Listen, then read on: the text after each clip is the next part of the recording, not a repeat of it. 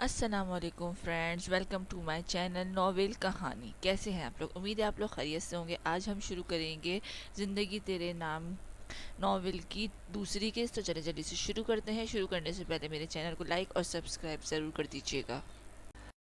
वाह रोहीन, ये हीरो कौन है? आज से पहले तो मैंने कभी से पार्टी में नहीं देखा। अंधलीब एक अदा से अपने कंधे पर गिरे बालों को पीछे झटकते हुए बोली, जिसके हेजल ग्रीन आंखें कुछ दूर खड़े मीर अर्जम हैदर पर जमकर रह गई थीं। वाइट ढीली ढाली सी घुटनों से ऊपर तक आती शर्ट के नीचे ब्लैक कलर की फिटिंग वाली पैंट पहने हसीन लेयर स्कर्ट बालों को अपनी रौनैयाँ बिखेरते वजूद के गिर्द फैलाए वो वहाँ मौजूद हर शख्स की निगाहों का मरकज़ थी। ये इस वक्त की कामयाब तरीन बिजनेसमैन में शुमार हैदर लगारी का बेटा था। कुछ महीने पहले ही लंदन में वापस लौटा था। रूहीन के बजाय इस बात का जवाब फिजा की जानिब से आया था, जो खुद मीर अर्जम की जानिब वालेहाना नज़रों से देख रही थी। डार्क ब्लू कलर के 3 पीस सूट में मलबूस किसी बात पर मुस्कुराता वो अंधलीब को बेखुद सा कर गया था। इतने महीने मेरी इस पर नज़र कैसे नहीं पड़ी? ये शख्स नज़रअंदाज किए जाने के काबिल तो बिल्कुल भी नहीं है।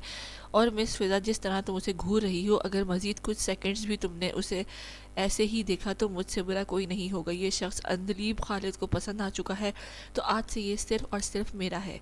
अंधलीब फिजा को दबे दबे लहजे में वार्न करती निगाहों से घुमाने पर मजबूर कर गई थी। फिजा में अंधलीब जैसी लड़की से उलझने का स्टेमिना बिल्कुल नहीं था, जबकि पास खड़ी अंधलीब की बेस्ट फ्रेंड रोहीन हैरत से ये सब देख रही थी। ये मैं कोई खौफ तो नहीं देख रही मोहतरमा अंधलीब खालिद, जिनको कोई शख्स इस दुनिया में अपने लिए परफेक्ट नहीं लगता था, वो एक नज़र में ही किसी शख्स की दीवानी हो चुकी हैं। अनबिलीवेबल। रोहीन ने हंसते अंधलीब का मजाक उड़ाया था। वो अपनी दोस्त की नेचर से अच्छी तरह वाकिफ थी। अंधलीब उसकी हैरत पर सिर्फ होले से मुस्कुराई थी। मेरी जान, इतना भी हैरान होने की ज़रूरत नहीं है। अभी तो तुम्हें बहुत कुछ देखना बाकी है, क्योंकि ये शख्स वाकई तुम्हारी दोस्त को बुरी तरह अपनी जानिब मुतवज्जा कर चुका है। अंधलीब बिना मीर अर्जम की निगाहें हटाए रूहीन की जवाब देती उसकी जानिब बढ़ चुकी थी, जो अभी भी उसकी जानिब बिल्कुल भी मुतवज्जा नहीं था। रूहीन खामोशी से अंधलीब को इस शख्स की जानिब बढ़ता देख रही थी। वो नहीं जानती थी कि अंधलीब अब क्या करने वाली है, मगर जो भी था वो अब अंधलीब को ऐसी किसी शरारत में शामिल होने का हौसला नहीं रखती थी। कल जो उस पुलिस वाले के सामने उसकी इंसल्ट हुई थी, वही उसके लिए काफ़ी था। अंधलीब को अच्छी खासी बातें सुनाने के बाद भी वो उसकी शर्मिंदगी कम नहीं हो रही थी। वह अंधलीब से नाराज़ भी थी, मगर अंधलीब हमेशा की तरह बहुत ही लजाजत से उसे मनाकर पार्टी में घसीट लाई थी। रोहिन, तुम्हें अंधलीब को रोकना चाहिए था। मेरी कभी भी बात तो नहीं हुई मीर अर्जम हैदर से, मगर इतना सुना है कि उसे लड़कियों से फ्री होना और मिलना जुलना पसंद नहीं है। थोड़े सख्त मिजाज का मालिक है वो इस मामले में। रोहीन की कॉमन फ्रेंड फिजा ने अंधलीब को इस तरह मीर अर्जम के पास जाना बिल्कुल भी पसंद नहीं आया था। मीर अर्जम के करीब जाती अंधलीब को घूरती नज़रों से देखते फिजा ने अपनी मालूमात से रोहीन को भी आगाह किया था। Excuse me. मीर अर्जम के पास पहुंचते अंधलीब ने हल्का सा गला खनकारते उसे अपनी जानिब मुतवज्जा किया था। निस्वानी आवाज़ पर पास खड़े कुछ लोगों से बात करते अर्जम ने पलट कर अंधलीब की जानिब देखा था, जो अब उन लोगों को एक खूबसूरत सी स्माइल के साथ अर्जम से बात करने के लिए कुछ वक्त मांगती उनको वहाँ से हटने का भूल गई थी। अर्जम खामोशी से ये सब देख रहा था। उसे अंधलीब कुछ देखी देखी सी लगी थी, मगर अचानक याद आते ही वो वही रेस्टोरेंट वाली लड़की है। अर्जम की आंखों में नागवारी की लहर दौड़ गई थी। हाय, आई एम अंधलीब खालिद। अंधलीब ने एक अदा से कहते अपना हाथ अर्जम की जानिब बढ़ाया था, मगर अर्जम ने उसका हाथ थामने के बजाय दोनों हाथ सीने पर बांधते बेतासुर नजरों से उसकी जानिब देखा था। मेरा नाम मीर अर्जम हैदर है। जी फरमाइए मिस अंधलीब खालिद, क्या काम है आपको मुझसे? अंधलीब अपना बढ़ा हुआ हाथ नज़रअंदाज किए जाने पर, उसके इतने एटीट्यूड दिखाने पर बुरा मानने के बजाय हौले से मुस्कुरा दी थी। उसे मीर अर्जम हैदर का ये गुरेज बरतता अंदाज मजीद अपनी जाने मुतवज्जा कर रहा था। अब तक कि उसकी लाइफ में ये पहला ही ऐसा शख्स था जो अंधलीब खालिद में इंटरेस्ट नहीं ले रहा था। काम तो कुछ खास नहीं है, मैंने आपको देखा था, मुझे आपसे बात करने का दिल चाहा, इसलिए यहाँ आ गई। I think I like you. Andleeb की साफ गोई पर अर्जम उसे देख कर रह गया था। जिस तरह वालेहाना नज़रों से लड़कियों से देख रही थी, मीर अर्जम के लिए मजीद मुरव्वत दिखाना बहुत मुश्किल हो रहा था। मगर मुझे आपसे और आप जैसी तमाम लड़कियों से जिन्हें अपनी इज्जत का ज़रा भी ख्याल नहीं, उनसे बात करने का कोई शौक़ नहीं है। सो प्लीज़ आप यहाँ से जा सकती हैं। मैं इस टाइप का इंसान बिल्कुल नहीं हूँ। अर्जम ने दो टोक लहजे में कहते अंधलीब को अपने नज़दीक मौजूद उसकी औकात बताई थी। पार्टी में मौजूद सब लोग अंधलीब को उसके पास खड़ा देखकर उसकी तरफ मुतवज्जा होते थे, जिसकी बड़ी वजह अंधलीब का अर्जम को वालेहाना पसंदीदगी की नज़रों से देखना था। और अर्जम ऐसा तो बिल्कुल भी नहीं चाहती थी कि उसका नाम अंधलीब जैसी लड़की के साथ लिया जाए। उसे अंधलीब का बेइंतहा हुस्न भी अपनी जानिब मुतवज्जा नहीं कर पा रहा था। उसने नज़दीक हुस्न की कहीं बढ़कर लड़की की शर्म व हया थी, जो उसे अंधलीब में 1% भी नज़र नहीं आई थी। इतने सख्त अल्फाज अल्फाज बोलकर मेरा दिल तो मत तोड़ो मीर अर्ज़म हैदर।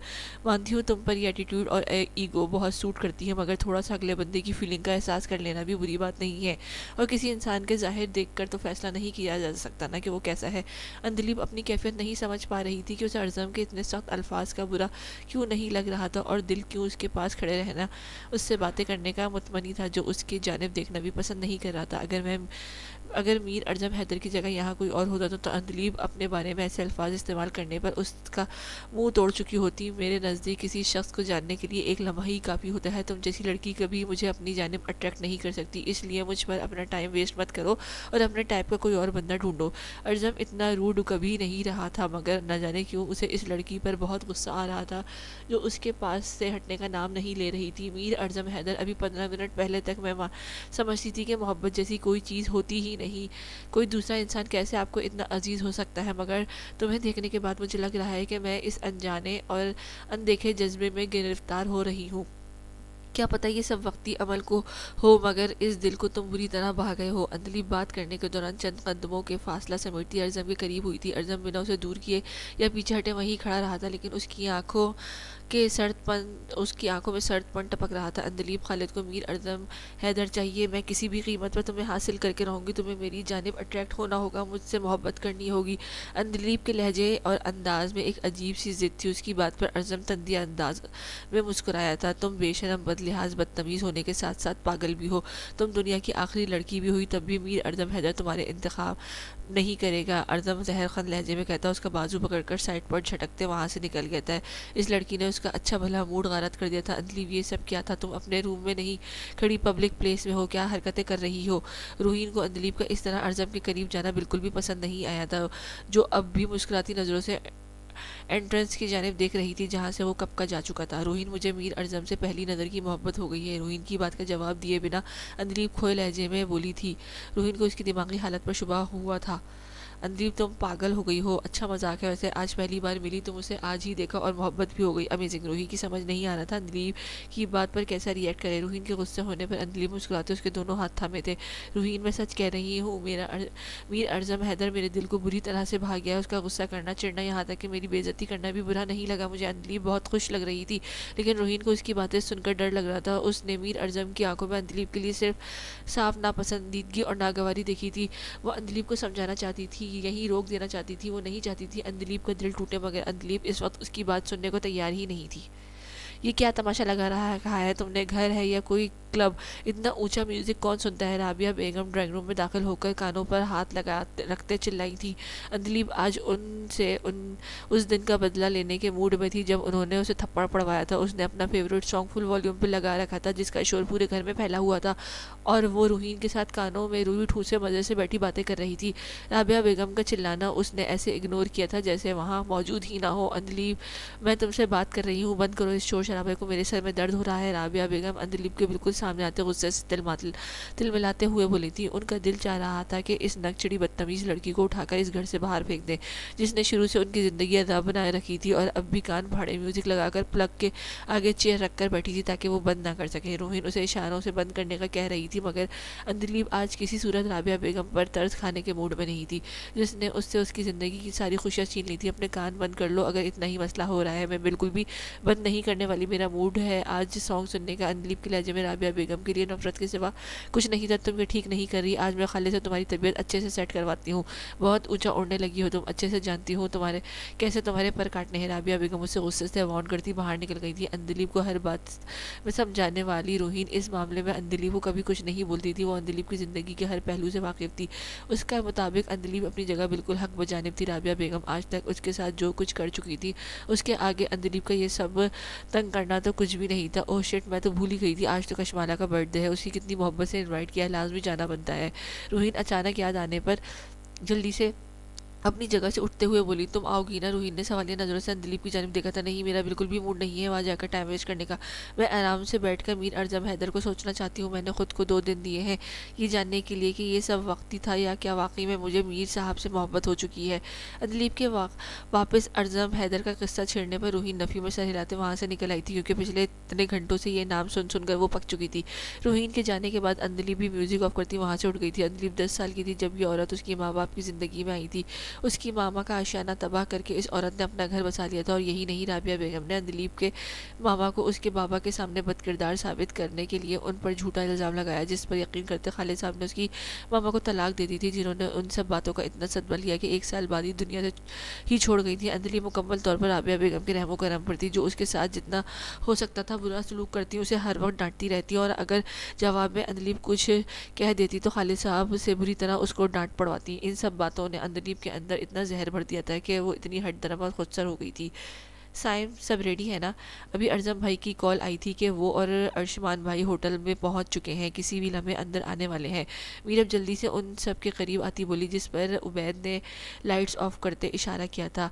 वो अगले चंद सेकंड्स में मुख्तलिफ रोशनियों से जगमगाता पूरा हॉल तारीकी में डूब गया था। इन सब के कजन्स ने मिलकर अर्शमान को सरप्राइज बर्थडे प्लान किया था। उनकी पूरी फैमिली, अर्शमान के दोस्त और ख़ानदान के बाकी सब खास खास लोग मौजूद थे। अर्शमान घर भर की बहुत चाहीता बेटा था।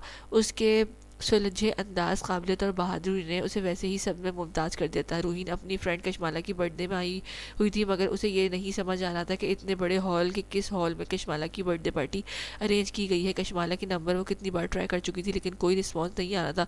उसी लम्हे रूहीन की नज़र सामने मौजूद हॉल पर बड़े पड़ी थी, जिसके बाहर बर्थडे पार्टी लिखा हुआ था। वो बिना इर्द गिर्द गौर किए जल्दी से उस जाने पड़ी थी, ये देखे बिना कि उसके पीछे हॉल में एंटर होने वाला शख्स वही पुलिस वाला था, जिसके साथ 2 मुलाकातों में ही उसका बहुत बुरा तजर्बा रह चुका था। रूही ने हैरत से अंदर छाए अंधेरे की तरफ देखा था। बाहर तो पार्टी लिखा है और लाइट्स भी ऑन है तो फिर इधर इतना अंधेरा क्यों है? रूहीन अंधेरे की को घूरती मुड़ने लगी थी जब वो किसी फौलादी शय से बुरी तरह टकरा गई थी। इससे पहले कि वो ज़मीन बोझ होती, मुकाबले उसे बाहों में बढ़ते गिरने से बचाया था। उसी लम्हे लाइट्स ऑन हुई थी और पूरा हॉल रोशनियों में नहा गया था। अर्शमान को बर्थडे विश करने के लिए खोले गए उनके मुंह अब हैरत के मारे मजीद खुल चुके थे। अर्शमान पर्पल कलर की शॉर्ट फ्रॉक में मलबूस इस गुड़िया सी नाजुक लड़की को बाहों में भरे खड़ा था। है कुछ देर पहले वाले वो सब जो अर्शमान को सरप्राइज़ देने वाले थे, अर्शमान के इस सरप्राइज़ पर खुद ही सकते में आ चुके थे। होटल वालों ने इन सब की हिदायत के मुताबिक म्यूज़िक भी ऑन कर दिया था और अर्शमान पर गिराए जाने वाले फूलों की पत्तियां अब उन दोनों पर गिर रही थी। ये मंजर देखने वाले कुछ लोगों की नज़रों में हैरत, कुछ में सवाल और कुछ में हसद और जेलेसी वाज़ेह थी। समरीन का दिल चाहा था कि इस लड़की को घसीट कर अर्शमान से दूर फेंक दे। अर्शमान और रूहीन के चेहरे पर एक दूसरे के बहुत करीब थे। रूहीन अर्शमान को अपने सामने देखकर डर गई थी, क्योंकि पिछले 2 एक्सपीरियंस उसके बहुत बुरे रहे थे। रूहीन ने इस डर से कि कहीं वो सड़ियल पुलिस वाला मार्बल के फर्श पर गिरा ही ना दे, अर्शमान के कंधे को और मजबूती से जकड़ लिया था। उसकी हरकत और चेहरे के तासुरात पड़ते अर्शमान के चेहरे पर न जाने कैसे एक पल के लिए महजूज कुन मुस्कुराहट बिखर गई थी। ये लड़की 2 मुलाकातों में उससे समझ चुकी थी कि वो कितना बदलिहाज और बेमरवत इंसान है। रूहीन की हल्की सी मुस्कुराहट पर अर्शमान ने होश में आते उसके सीधा करते अपनी बाहों से आज़ादी बख्श दी थी। अर्जम भी हॉल में दाखिल हुआ था और हैरानी से उन दोनों की जानिब देख रहा था। उसने तो अर्शमान को अकेला अंदर भेजा था, फिर ये लड़की कहाँ से आ गई थी? रूहीन का इतने सारे लोगों और अर्शमान के साथ अपनी पोजीशन पर शर्म से डूब मरने का दिल चाह रहा था। सब लोगों की नज़रें खुद पर महसूस करते वो जल्दी से वहाँ से निकल आई थी। अर्शमान घर वालों की जानिब से दिया जाने वाला सरप्राइज़ तो समझ चुका था, लेकिन रूहीन की यहाँ मौजूदगी उसकी कुछ खास समझ नहीं आई थी। मगर जो भी हुआ था ठीक नहीं हुआ था। अभी उसे सबकी मशकूक नज़रों के जवाब भी देने थे। अर्शमान मुस्कुराते घर वालों की जानिब बढ़ा था, जिनमें से कुछ लोग अभी भी हैरत ज़दा थे। सबसे जाकर मिलते अर्शमान ने इतने ज़बरदस्त सरप्राइज़ पर खुशी का इज़हार करते सबका शुक्रिया अदा किया था, जिस पर अभी थोड़ी देर पहले रूमना होने वाले वाक़े को बुलाए सब मोहब्बत से अर्शमान को विश करने लगे थे। समरीन का मूड सख्त ऑफ हो चुका था, लेकिन अर्शमान की खातिर ना चाहते हुए भी उसने अपने चेहरे की मुस्कुराहट को कवर कर लिया था। कौन थी हसीन परी और तुम्हारी बाहों में क्या कर रही थी? साइम छेड़ने वाले अंदाज में कहता अर्शमान के करीब आया था। बाकी सब रिश्ते अलग, लेकिन साइम की अर्शमान से बहुत अच्छी दोस्ती थी। तुम भी यही समझ रहे हो कि अभी जो कुछ हुआ सबका इल्म है मुझे? अर्शमान की नज़रों में रूहीन का दिलकश सरापा समाया था। वो समझ नहीं पा रहा था कि सिर्फ इत्तेफाक ही है या कोई और रीज़न। वो लड़की हर बार क्यों उसके सामने आ रही? नहीं, ऐसी कोई बात नहीं, लेकिन तुम दोनों की एंट्री बड़ी फिल्मी थी, जिसे लग रहा था कि प्रॉपर प्लानिंग की गई हो। ये देखो, साइम ने उसे तंग करने की हाथ में पकड़ा मोबाइल उसके सामने किया था, जिसमें उन दोनों की बहुत ही कमाल की परफेक्ट पिक्चर ली गई थी, जिसमें अर्शमान और रूहीन बिल्कुल एक दूसरे में खोए हुए लग रहे थे। अभी और इसी वक्त डिलीट करो इसे। जिस तरह उन्हें देखकर सब का रिएक्शन था, उसकी वजह से अर्शमान पिक्चर देखकर समझ गया था कि अर्शमान की बेख्तियारी में दोनों हाथ रूहीन की कमर के गिर्द फैलाए उसे गिरने से बचाया हुआ था। रूहीन ने गिरने के डर से अर्शमान को कंधे से थाम रखा था। वो दोनों बिल्कुल परफेक्ट कपल लग रहे थे। अर्शमान व्हाइट कलर की पैंट शर्ट में मलबूस और रूहीन पर्पल फ्रॉक में। अर्शमान फ़ौरन तस्वीर से नजरें फेर गया था। अर्शमान के कहने पर साइम ने अपने मोबाइल से वो डिलीट कर दी थी, लेकिन अर्शमान को सेंड करना नहीं भूला था। वैसे कल जो भी हुआ पर मज़ा बहुत आया, लेकिन मुझे अभी तक इस बात की समझ नहीं आ रही अर्शमरन भाई के साथ वो प्यारी सी लड़की आई कहाँ से। अगर वो लड़की गलती से भी पार्टी में आ गई थी, फिर भी टाइमिंग कितनी परफेक्ट थी दोनों की। वो सब कजन्स लाउंज में जमा थे जब लारेब कल वाले वाक़े का मज़ा लेते बोली, कल तो सब अर्शमान के एक बार ये कहने पर कि वो नहीं जानता ये लड़की कहाँ से आई है खामोश हो गए थे, मगर अभी तक कोई इस वाक़े को भूला नहीं था। यार पहले तो सुना था, कल देख भी लिया कि रास्ता भूल कर आने वाली परियां कैसी होती हैं। हादी भी उन सब के पास आकर बैठते बोला, बेशर्म इंसान, थोड़ी ही देर में लड़की को ताड़ लिया तुमने। मीरम ने उसे एक ज़ोरदार चिपत रसीद की थी। हाँ तो और क्या, ज़रा सा टाइम और मिलता तो नंबर भी मांग लेना था मैंने उस हसीना का। अर्शमान भाई की तरह बोरिंग थोड़ी ना हूँ, इतनी प्यारी लड़की बाहों में थी और वो आगे से हवन्नक बने खड़े थे। हादी कहीं पीछे कहाँ पीछे रहने वाला था। अफसोस से सर हिलाते उसने ऐसा जवाब दिया जैसे बहुत बड़ा नुकसान हो गया हो उसका। उसे बोरिंग नहीं, शरीफ इंसान कहते हैं। अर्शमान को इस टाइप की लड़कियों में बिल्कुल भी इंटरेस्ट नहीं है, और तुम्हारी ये बातें अभी मैं मामू को बताती हूँ, फिर वही तुम्हें इस लड़की से नंबर लाकर देंगे। कब से अर्शमान और उस लड़की के हवाले से बातें सुनती समरीन आखिरकार बोल ही पड़ी थी, जबकि समरीन का गुस्से और जली से सुर्ख पड़ता चेहरा देखकर हादी के साथ साथ बाकी सब भी अपनी हंसी कंट्रोल नहीं कर पाए थे। एक मिनट, तुम कहीं उस लड़की से जेलस तो नहीं हो रही? हादी समरीन के चढ़ाने के लिए जानबूझकर जोर जोर से हंसने लगा था। तुम हमेशा फजूल ही बोलना हादी, बहुत हंसी आ रही है ना सबको, मुझे तुम लोगों से बात ही नहीं करनी। जा रही हूँ मैं। समरीन उन सबको हंसने पर नाराजगी का इजहार करती वहाँ से उड़ गई थी। सबके रोकने पर भी वो नहीं रुकी थी। हादी तुम भी कुछ ज़्यादा ही बोल देते हो, देखो अब वो नाराज़ हो गई है। आरजू ने हादी को घुड़का था। छोड़ो, उसकी आदत है हर बात पर मुंह बनाने की, हम तो बस से मजाक कर रहे थे, इसमें इतना ओवर रिएक्ट करने की वाली क्या बात है। वैसे जहाँ तक मेरा ख्याल है अर्शमान भाई की इससे बिल्कुल भी नहीं बनने वाली। इनके लिए तो कोई धीमे मिजाज की सुलझी हुई लड़की ही सूट करेगी। हादी को शुरू से समरीन का ऐसे ही बिहेव पसंद नहीं था, जिसका वो खुल्लम खुल्ला इजहार भी करता था। ठीक कह रही थी समरीन, तुम बस उल्टा ही बोलना। उसकी बात पर एग्री होने के बावजूद भी लारेब हंसते हुए टोक गई थी, क्योंकि वो बड़ों का फैसला था, इसलिए उनमें से कोई भी उसकी खिलाफ वर्जी नहीं कर सकता था। लारेब को भी समरीन कदन के तौर पर बहुत प्यारी लगती थी, लेकिन उसे भाभी के रूप में वो बिल्कुल भी पसंद नहीं थी। पापा जानी आप कब आए? आप तो सिंध गए हुए थे ना कुछ दिनों के लिए। रूहीन सुबह सुबह अपने पापा जानी के सामने देखकर बहुत ज़्यादा खुश थी। भाग कर आते हुए उनके सीने से लगी थी, उसके माथे पर बूसा देते हुए उसे अपने सीने में भीज गए थे, जैसे आगे आने वाले खतरे से महफूज रखना चाहते हो। इम्तियाज़ खान के लहजे में अपनी इकलौती बेटी के मोहब्बत प्यार कूट कूट कर भरा हुआ था, लेकिन उसकी परेशानी पर फिक्र और परेशानी की लकीरें वाज़ेह थीं। एसपी अर्शमान खानज़ादा लम्हा लम्हा उसके करीब पहुंच रहा था, और उस वक्त भी उसे इम्तियाज़ खान के अरेस्ट वारंट जारी हो सकते थे। खुद से भी ज़्यादा इम्तियाज़ खान को रूहीन की टेंशन थी। इस दुनिया में उसके सिवा उस बेटी का कोई भी नहीं था जो रूहीन की उनकी जैसे हिफाजत कर सकता। इम्तियाज़ खान के दुश्मन जगह जगह फैले हुए थे, और इम्तियाज़ खान की गिरफ्तारी की खबर मिलते ही उससे बदला लेने के लिए रूहीन को नुकसान पहुंचा सकते थे। इस बात ने उसकी रातों की नींदें छीनी हुई थी, और एसपी अर्शमान के आगे हार मान चुका था। अब वो उसके खिलाफ बहुत सारे सबूत इकट्ठे कर चुका था, जिनकी बिना पर इम्तियाज़ खान का बच निकलना बहुत मुश्किल था। अंदलीब ने मीर अर्जम हैदर की आलीशान ऑफिस में कदम रखा था। 2 दिन के बजाय उसने खुद को पूरा हफ्ता देकर देख लिया था, मगर अर्जम के हवाले से उसके जज्बात में कोई कमी नहीं आई थी।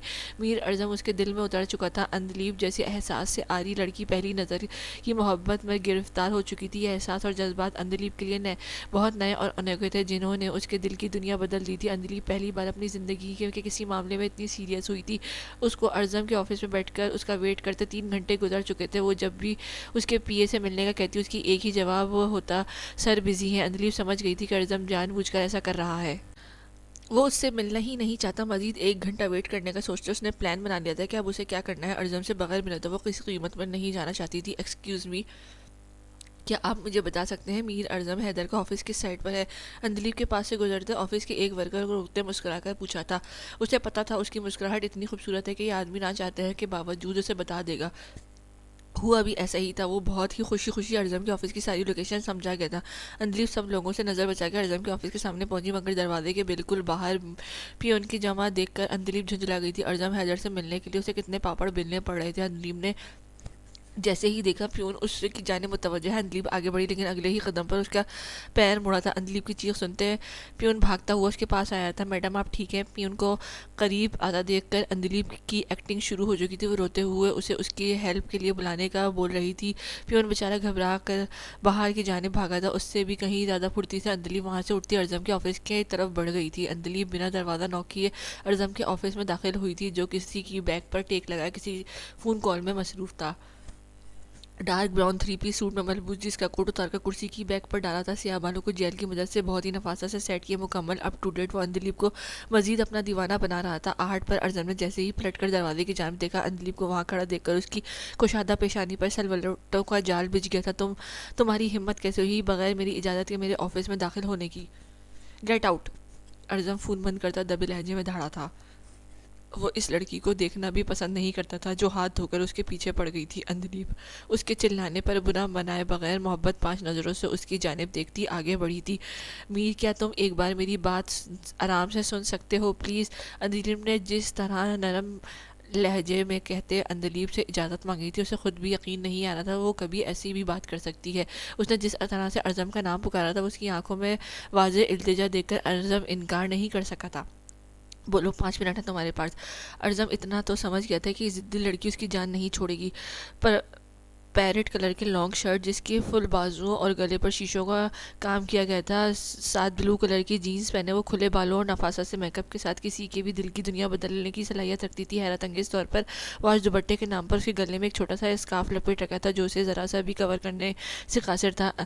अंधलीप अर्जम के सामने वाली चेयर पर आ बैठी थी। मैं जानती हूँ तुम्हारी नज़र में मैं बहुत बुरी लड़की हूँ, शायद दुनिया की सबसे बुरी लड़की, लेकिन ये सच है कि मैं तुमसे बहुत ज़्यादा मोहब्बत करने लगी हूँ। आज तक मुझे लगता था कि मुझे किसी की भी नफरत से कोई फ़र्क नहीं पड़ना, चाहे पूरी दुनिया मुझे नापसंद करे, लेकिन इस एक हफ्ते में मुझे इस बात ने बड़ा तड़पाया है कि जिस शख्स से मैं सबसे ज़्यादा मोहब्बत करने लगी वही मुझे सख्त नापसंद करता है। मुझे तुम्हारी नफरत से बहुत ज़्यादा फ़र्क पड़ा है मीर अर्जम, एक बार आजमा कर देख लो, मैं इतनी बुरी लड़की नहीं हूँ।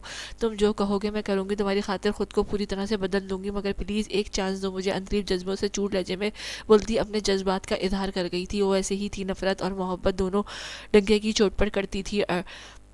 डरना तो उसने कभी सीखा ही नहीं था। संजीदगी से अंधलीप की बात सुनते मीर अर्जम ने आखिर में इस्तेहजिया मुस्कराहट होठों पर सजाए उसकी जानिब देखा था। आज से पहले कितने मर्दों को ऐसा बोल चुकी हो आप मिस अंधलीप? खालिद अर्जम की बात सीधी अंधलीप के दिल में जाकर चुभी थी। ये शख्स उसे समझने को तैयार ही नहीं था। वो उसकी ज़ाहिरी हुलियत से उसके किरदार का अंदाज़ा लगा चुका था। सिर्फ तुम ही वो पहले और आखिरी मर्द हो जिसके सामने अंधलीप खालिद ज़िंदगी में पहली बार हार चुकी है। अंधलीप ने अर्जम की आंखों में देखते मजबूत लहजे में कहा था, जिस पर अर्जम फौरन निगाहें फेर गया था। वो कोशिश के बावजूद अंधलीप की आंखों में मौजूद सच्चाई नज़रअंदाज नहीं कर पाया था। तुमने जो बात करनी है मैंने वो सुन ली, अब तुम जा सकती हो। अर्जम इस साहिरा के शहर से बिल्कुल भी नहीं आना चाहता था, इसलिए उसे उठता ना देख कर खुद ही अपनी सीट छोड़ गया था। मीर प्लीज़ इतने संगदिल मत बनो, एक बार मुझे समझने की कोशिश तो करो। अंधलीप भी अपनी सीट से उठती जल्दी से उसके सामने आई थी। अंधलीप, खालिद मुझे तुम्हारी सबसे ज़्यादा यही बात नापसंद है कि तुम्हारे लिए तुम्हारी इज्जत, तुम्हारी सेल्फ रिस्पेक्ट कोई मायने नहीं रखती। जितनी मैं तुम्हारी इंसल्ट कर चुका हूँ, तुम्हारी जगह अगर कोई इज्जतदार लड़की होती तो दोबारा मेरे सामने आना भी पसंद नहीं करती, मगर तुम ये सब करके मेरे नज़दीक अपनी रही सही रिस्पेक्ट भी खो चुकी हो। अर्जम नफरत भरी नज़रें उसके तीखे दिल नशीन नकूश पर डालता एक बार फिर उसका दिल छलनी कर गया था, लेकिन इस बार अंधलीप अपने गुस्से को काबू नहीं कर पाई थी। मीर अर्जम हैदर, कहाँ लिखा है कि अपनी मोहब्बत का इजहार करने वाली लड़की इज्जतदार नहीं होती? मर्द करे तो सब ठीक, लेकिन अगर औरत अपने जज्बात का इजहार करे तो उसे इस तरह रुसवा कर दिया जाता है। तुम्हारे मुताबिक मैं एक बद किरदार लड़की हूँ ना? तो याद रखना मीर अर्जम हैदर, इसी बद किरदार लड़की से मोहब्बत करोगे तुम। तुम्हारी ज़िंदगी में अगर कोई लड़की शामिल होगी तो वो सिर्फ मैं होंगी। मेरी अब तक की ज़िंदगी में सिर्फ नफरत और दोस्ती जैसे रिश्ते थे जिनको पूरी ईमानदारी से निभाया है मैंने, तो मोहब्बत का रिश्ता तो उनसे कहीं ऊपर है। उसकी खातिर तो मैं अपनी आप भी दाव पर लगा सकती हूँ। मीर अर्जम हैदर, लिख लो मेरी ये बात, एक दिन तुम भी मुझसे बेइंतहा मोहब्बत करोगे, ऐसे ही तड़पोगे मेरे लिए जैसे मैं तड़प रही हूँ तुम्हारे लिए। अंधलीप अर्जम के क्लोन से महक अपनी सांसों में उतारती एक दर्द भरी मुस्कुराहट उस पर उछालती वहाँ से निकल गई थी। ये पागल लड़की मुझे भी पागल कर देगी। अर्जम टेबल पर पड़ी फाइल दूर उछालता गुस्से से दहाड़ा था। बहुत नज़रअंदाज करने के बावजूद भी इस लड़की की बातें अर्जम के दिल पर असर कर रही थी। अंधलीप की आंखों में आज उस अजीब सी वरानी महसूस हुई थी जैसे वो मोहब्बत की चाहत की प्यासी हो। मैं इस लड़की के बारे में क्यों सोच रहा हूँ जब मुझे उसमें कोई इंटरेस्ट ही नहीं है, तो उसके बारे में सोच कर टाइम क्यों वेस्ट करना। बहुत बड़ी ड्रामाबाज होती हैं ऐसी लड़कियाँ, न जाने कैसे कैसे तरीक़ों से अपने जाल में फंसाने की कोशिश करती हैं। अर्जम अंधलीप की बातों पर अच्छा खासा झुंझलाया हुआ था, इसलिए खुद से भी उलझता ऑफिस से निकल गया था। वो दोनों ही नहीं जानते थे कि मोहब्बत और नफरत की इस जंग में किस्मत उनके साथ कैसा मजाक करने वाली थी। सर, पुलिस ने हमारे 2 अड्डों पर हमला करके उन्हें अपने कब्जे में ले लिया और अब वो आपको गिरफ्तार करने के लिए मुख्तलिफ जगहों पर छापे मार रहे हैं। इम्तियाज़ खान का खास आदमी काशिफ घबराया, बौखलाया अंदर दाखिल हुआ था। इम्तियाज़ खान को लगा था उसका अंजाम बहुत करीब आ चुका था। उसने जो आज तक मजलूमों का नाहक खून बहाया था, लोगों की ज़िंदगी बर्बाद करके रख दी थी, आज उन सब बातों का हिसाब देने का वक्त आ गया था। इम्तियाज़ की इस बात का इल्म था कि एसपी अरशमान किसी भी वक्त आन उस तक पहुंच जाएगा, लेकिन